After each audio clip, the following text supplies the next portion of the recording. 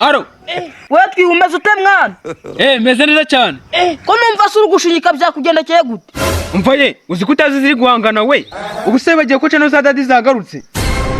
Ako twiri ntugakabye. Ko nzi neza ko sari umusaza na Facebook nayo yiziye ibya cano bivuye. Urimo satani. Ibyo papa ndi bikubwiye mwana.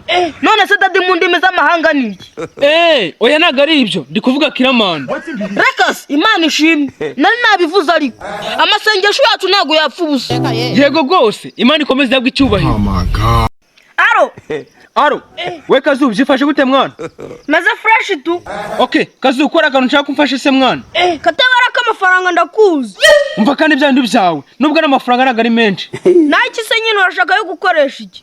Nyine Kazu, fofo yarwaye, kandi ashaka kumwohereza. Fofo sheri wawe se?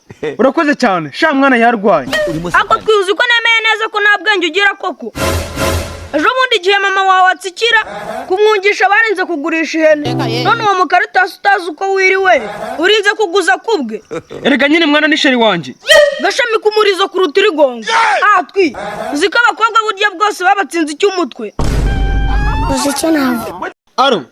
Aro. We Kazungu umeze ute? Meze neza ko numva wishimye cyane se. Imama y'Imana ubusinano ukuntu mbikubwira. Mushiki wawe yanetesheje ndarasura pe. Reka se twiri nawe ntugakabye nibyo bizamo.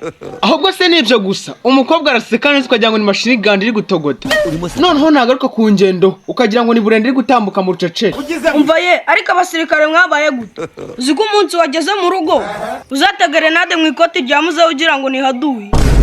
Zizi uri kumva uwo muntu.